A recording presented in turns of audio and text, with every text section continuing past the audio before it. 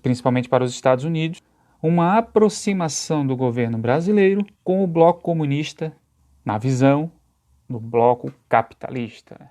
7 meses depois, sem apoio do Congresso Nacional e certamente com pressões internas e externas, Jânio Quadros renunciou e seu vice João Goulart assumiu em meio a protestos pelos anticomunistas, pois havia viajado para a China, outro país de ideologia socialista e comunista. Em seu governo, Goulart iniciou as reformas de base, objetivando favorecer as camadas mais necessitadas da sociedade, que há muitos anos sofriam com o descaso dos governos anteriores e eram privados de terem oportunidade de conseguirem uma terra para ali conseguirem meios de subsistência. Além disso, antes um pouco, foi complicada a chegada de Jânio Quadros ao governo. Teve que ter um movimento pela legalização, iniciado por Leonel Brizola, que conseguiu mobilizar uma grande parte, principalmente dos moradores do Rio Grande do Sul, para legalizar a posse de João Goulart. Os Estados Unidos sabiam que mais um país socialista na América, principalmente o Brasil, um país com um potencial energético e de recursos naturais inviáveis, atrapalharia seus planos, pois o Brasil, assim como Cuba, se fecharia para o livre mercado e livre exploração de seus recursos naturais. E foi sob a atuação do embaixador, e isso tudo precisaria de um arquiteto. E quem foi? Foi sob a atuação do embaixador estadunidense no Brasil, Lincoln Gordon, que os Estados Unidos da América, sob o comando de seu presidente John Kennedy, articulou o desmonte do governo de João Goulart. A estratégia utilizada estava embasada em instituir o medo através de uma intensa onda de propagandas que foram patrocinadas pelo governo norte-americano. E isso tudo, atingiu várias camadas da sociedade, alertando para a iminente invasão da ideologia comunista no Estado brasileiro. Invasão essa que sabemos que nunca aconteceu. E mesmo assim a palavra comunismo foi associada a algo negativo e perigoso para a autoridade e também para a população no Brasil. E era utilizada como artifício pelos países de ideologia capitalista para justificar a oposição aos governos que ousaria implantar políticas voltadas para o equilíbrio na distribuição de renda, reforma agrária, tributária e outras. A diminuição do apoio dos governos de ideologia comunista, socialista, enfraqueceu o governo de João Goulart, que após um comício na Central do Brasil, todos os historiadores... Muitos historiadores, eles interpretam como...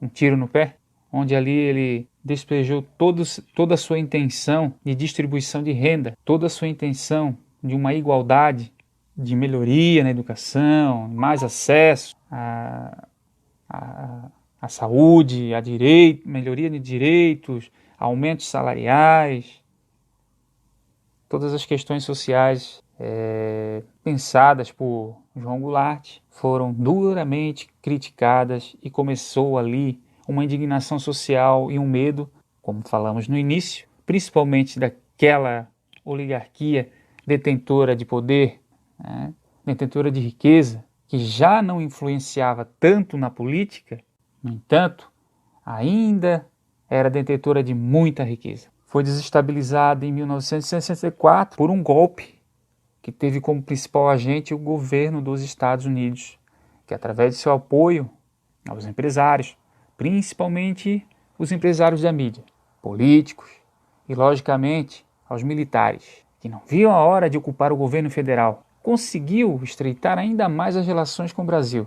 Os Estados Unidos conseguiram estreitar ainda mais a relação com o Brasil, afastando a possibilidade da União Soviética colaborar com a implantação de mais um país socialista na América. Na América Latina, iniciou um período de forte repressão, violência, torturas, assassinatos, usurpações da democracia e direitos individuais por parte do governo militar, que levaria 21 anos para ver o seu fim. teve início com o governo de Castelo Branco e, como eu disse, 21 anos de torturas, de perda de direitos sociais, a violência, a repressão, a censura foram o carro-chefe dessa ditadura, que também teve o apoio social da sociedade, de grande parte da sociedade.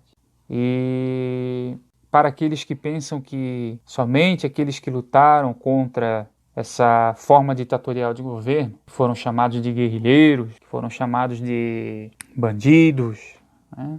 Quem pensa que somente eles foram prejudicados por esse governo ditatorial se engana, porque quando não existe um tribunal para que você possa se defender, quando as leis e a democracia ela é solapada, você fica nas mãos do bel prazer daqueles que estão te condenando. E isso não é nada bom, pois, vamos dizer assim, se eles não forem com a sua cara, você vai sofrer e vai sofrer muito. Então, não foram somente os guerrilheiros, entre aspas. Sim, tinha guerrilha, sim, foi montada guerrilha, eles roubaram, sim, eles se enquadraram também como criminosos, mas numa época de repressão, onde muitos inocentes também morreram, a tortura era um instrumento principal desse governo, pois eles queriam arrancar a todo custo, arrancar das pessoas confissões que muitas vezes não existiam resposta. Muitas pessoas morreram, muitas pessoas até hoje estão sem saber